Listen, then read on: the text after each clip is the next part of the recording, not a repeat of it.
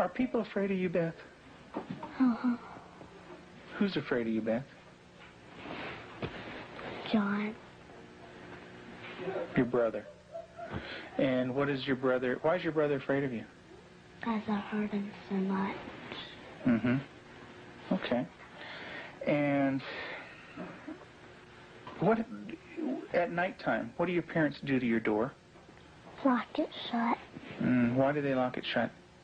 Because they don't want me to hurt John. Right. And they're kind of afraid of hurting John? Of you hurting John? Mm-hmm. Okay.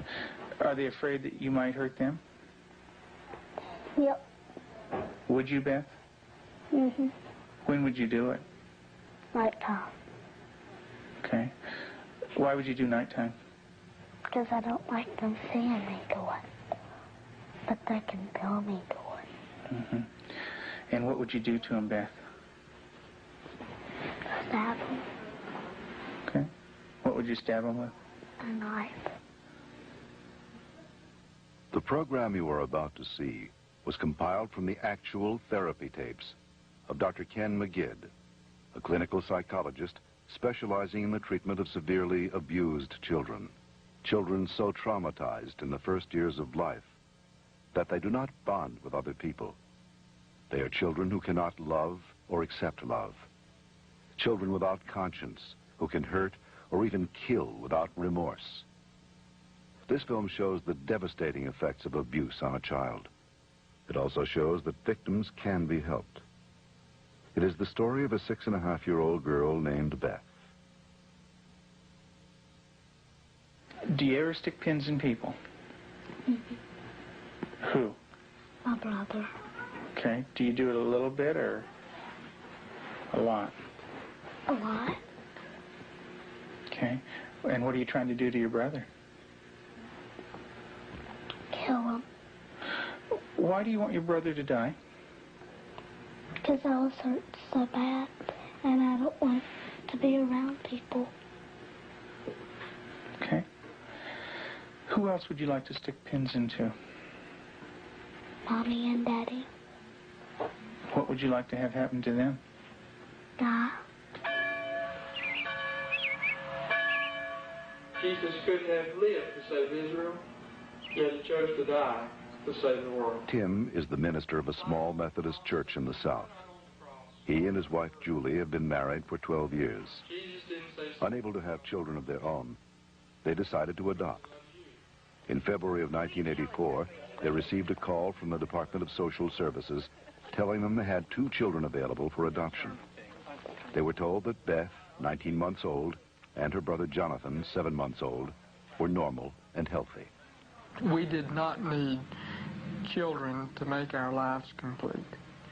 We felt secure in ourselves and secure in our relationship, but we wanted to share that with somebody else. And we felt like we had a lot to pass on to a child, and that was what we really wanted to do. And when the phone call came, it was like, at last it's here. It seemed like a miracle. It had happened so quick.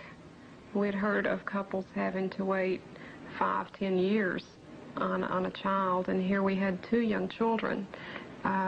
It was like the answer to our dream. Their dream became a nightmare when they realized that Beth and Jonathan had severe emotional problems. We had the kids with us, Beth and her younger brother John, for probably a couple of months until we began to learn something about their background and their past. And when we learned it, some things seemed to fall in place about her behavior and John's behavior. From several sources, we discovered that they didn't have enough food to eat. That perhaps even Beth went all day maybe with just a box of Kick cereal. John himself was found in a bassinet with little patches of urine all over it and a dirty diaper and a couple of bottles at his feet that had curdled milk, and the back of his head was completely flat. The front of his head had bulged out, and at 7 months he couldn't raise his head, couldn't roll over. He was just had no stimulation, and we think perhaps that had happened to Beth, and it wasn't very long until she began showing some signs of perhaps even some abuse. There was a nightmare that she had, and the nightmare was about a man who was falling on her and hurting her with a part of himself.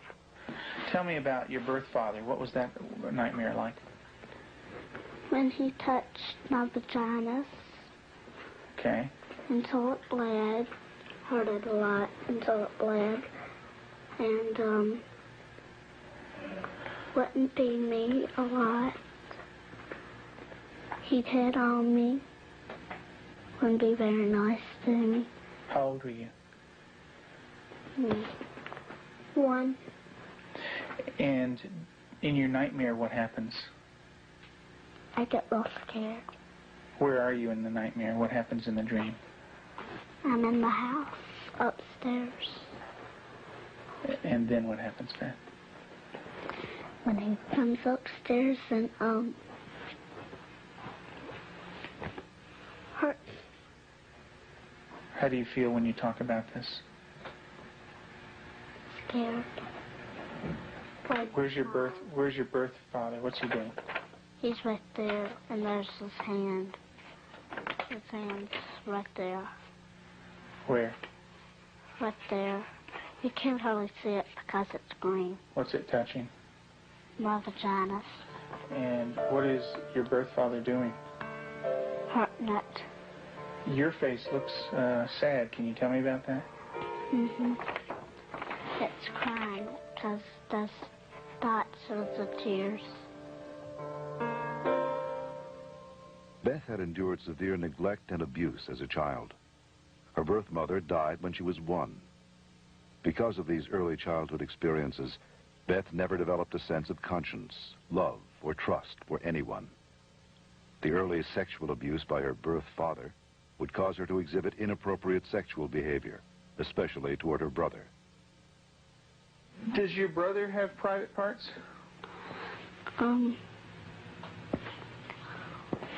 Yeah. Yeah. What is his private parts? Penis and butt. And what do you do with your brother, with his private parts, Beth? I heard it. Tell me about it. What do you do? Well, I pinch it, squeeze it, kick it. When you do things to your brother's private parts, what does he say? Stop. Okay, tell me that. Well, he says stop, but I don't stop. Do you hurt him? A lot. Okay. And would you like to do that to other boys? When I caught her with Jonathan one morning, she was molesting him. He was crying and his pants were down, and I said, Beth, what's happening? And she said, I pulled his penis and put my finger up his anus. And I said, didn't he say to stop? And she said, yeah, he did. And I said, did you? And she said, no. Have you ever rubbed your private parts? Do you do it a lot? A lot. How much do you do that?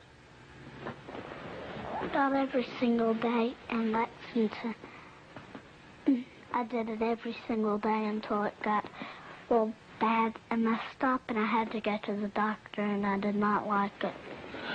What do you mean by real bad? Well, it looked real raw, got all kinds of boo-boos on it, germs, a lot of stuff from my hand. And it bled? She started to masturbate at inappropriate times. I remember one time, specifically, when we were at the hospital waiting for Tim to come out. He was there visiting. And Beth and John were in the back seat, and I turned around, and she had her legs spread and was masturbating in a public parking lot. And I had tried to explain to her numerous times before that that's private area. You don't do it in public places. And gone over that with her, and and it never seemed to faze her. And Julie, how often would your daughter masturbate? daily, constantly. Do you have animals, Beth? 4 of them. Can you tell me their names? Clyde, Shuggy, Darcy, and Annie.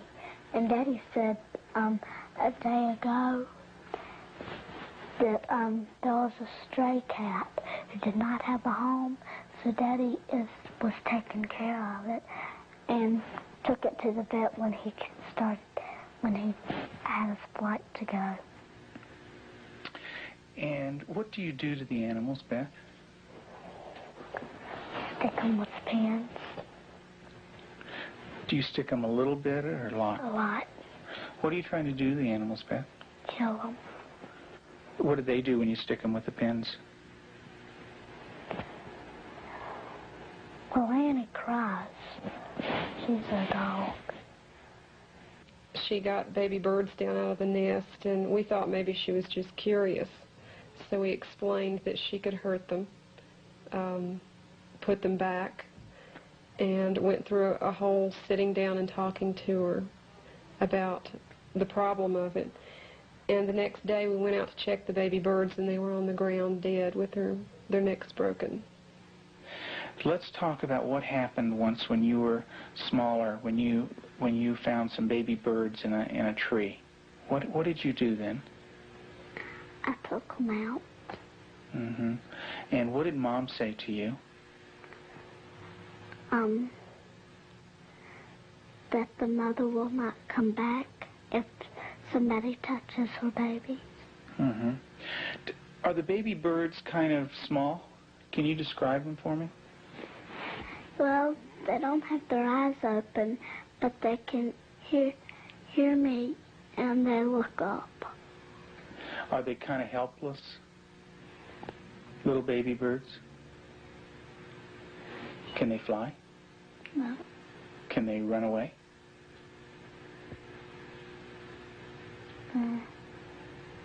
Yes. They can? Are they easy to catch or hard to catch? Hard. Yeah. Well, it's hard to remember. With the baby birds, what did you do? Took them out of the tree. And what did you do with them? Played around too rough. Also, when at the end, I picked it up and I thought it was Dad, and I came to say, Mommy, is this bird dead? And she said, she called Daddy and said, Tim, and Daddy came and, I think I remember that they said yes. Mm-hmm. And so did the little baby birds die? I don't know. You don't remember? I just remember that I think I remember that Mommy and Daddy saying the last bird we got was dead. Mm-hmm. Do you know what Mom said to me? She said that all of them were dead. Did you squeeze them? Did Baby Beth squeeze them? You're doing a good job, honey. Go ahead and tell me what happened. I squeezed them. And what happened? They died. But this kind of aggression at our animals, and even at our brother Jonathan, was beginning to grow to such an excess that our life was miserable at home. John would cry in the mornings and say his stomach hurt. For the longest time, we thought maybe this child has some problem with his intestinal area, or maybe he has allergies, and so we tried to get all that checked out. Come to find out, Beth was coming out of her room and hitting him in the stomach. And so, as a last resort, just to protect him, we had to tie our door shut. So I guess for the last 3 or 4 months now, we've had to tie her in at night, sort of barricade her. The repercussions of Beth's tragic childhood led to uncontrollable rage. Despite the love and nurturing of her adoptive parents, she took this rage out on herself, on her brother, and on them. her acts of violence became more and more cruel and frightening. Well, I noticed several, like paring knives in the kitchen, missing. And my first thought was Beth. And I felt a little guilty about it at first. I thought, nah. But I really didn't even mention it to her. They had been gone several weeks. She was sitting at the table drawing and mentioned to me, "What do those knives look like that are gone, Mom?" And I said, "What knives, Beth?" And she said, "Weren't they kind of silver and about this big?" And I knew then, and then this little smile that's not a sweet smile, but a malicious type of smile. And I knew then, I thought, she's got them. Tell me about the knives. Where did you get them? From the drawer. And where else? Do you remember? Mm-hmm. Tell me about it. I got them from the dishwasher. What kind of knives?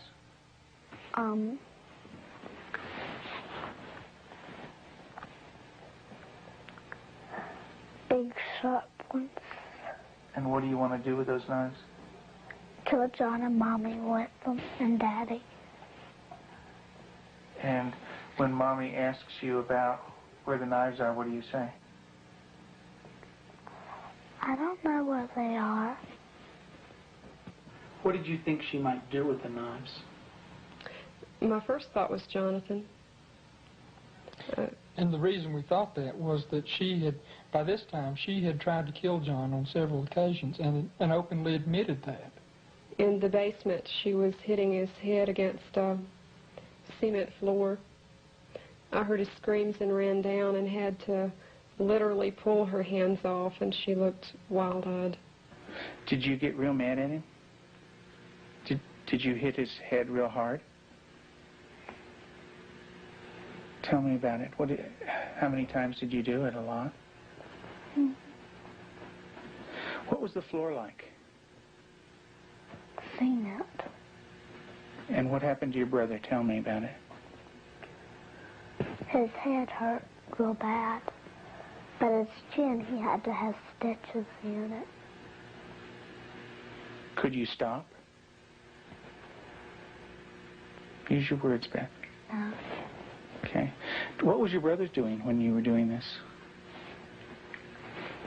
Playing with the toys. Okay.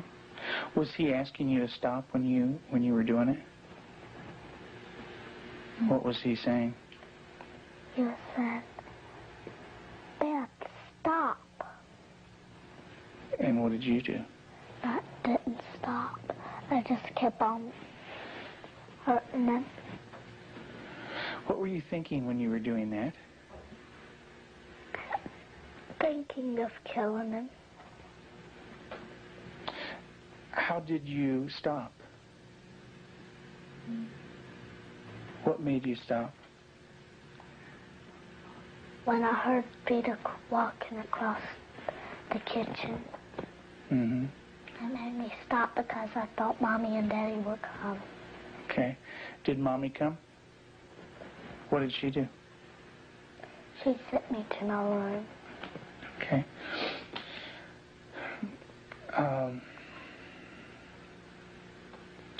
And what if Mom didn't stop you? What would you have done? Kept on doing it. And what about...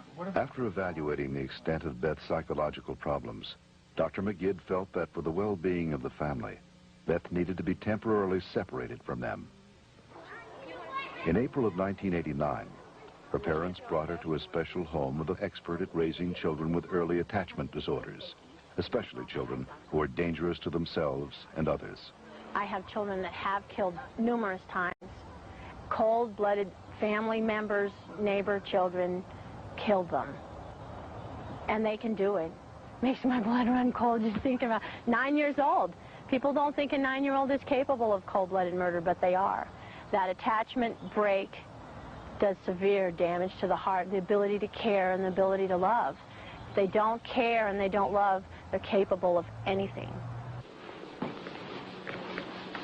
We're very strict about everything. Everything is completely monitored. We take complete control because a child who's unattached does not trust.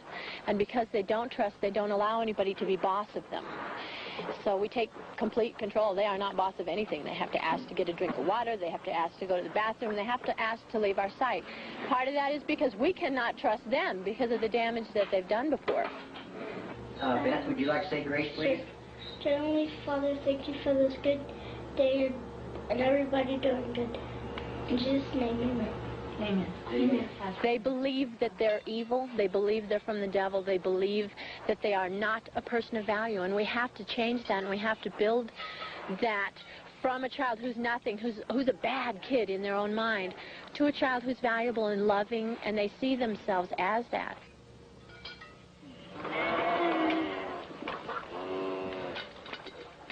You don't have to bite this. When they do a chore well, we can say, you did a good job, you're a good worker. And then it just builds that self-esteem little by little so that they change the way that they see themselves.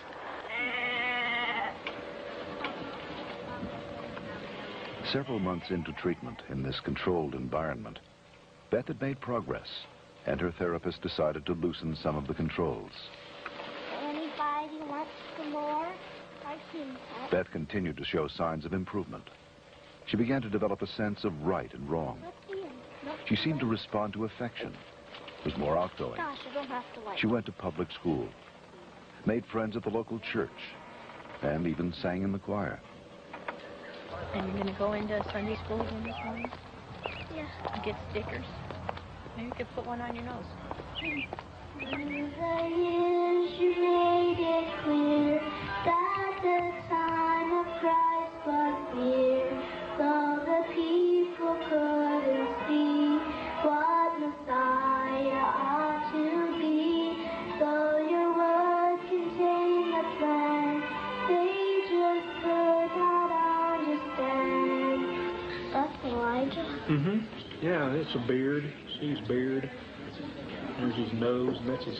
Oh, I see. Yeah, see his beard is kind of flowing in the wind and everything. Elijah taken up into heaven, the fiery chariot. Huh? Well, that's Elisha. That's the other prophet that took Elijah's place. And he was left, and there's Elijah, you know. And he learned about sheep, and the Lord is my shepherd. Mm-hmm. March 3rd, you just got that yesterday, huh?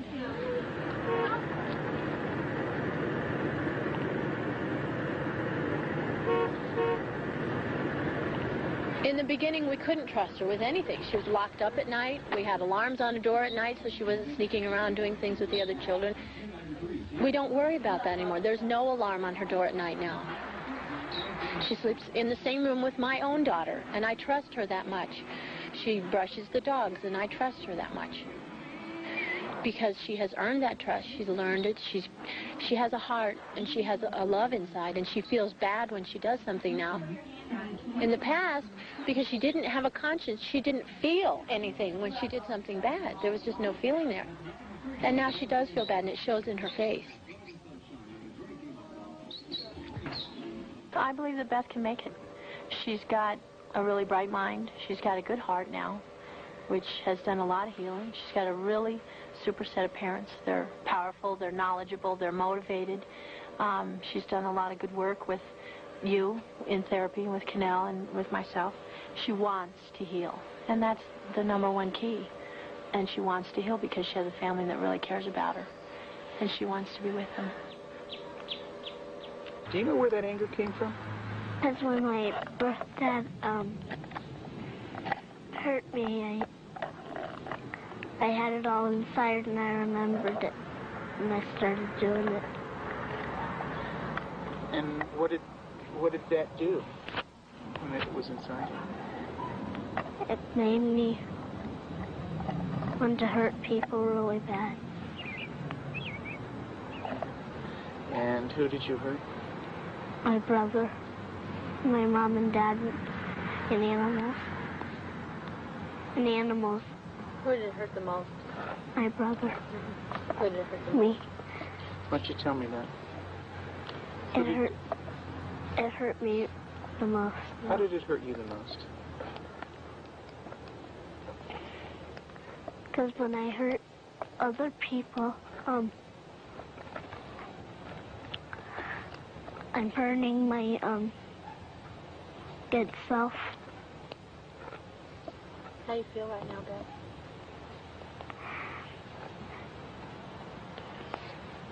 Bad. It's kind of tough to talk about, isn't it? Yeah. It is. Beth gave her last interview for this film in December of 1989. Although she had made progress, she would still need extensive therapy. Not all abused children are as deeply scarred as Beth, but all abused children suffer a profound hurt for the rest of their lives. The road to recovery is long and hard for the abused child. There are more than 1 million new victims of child abuse in America every year.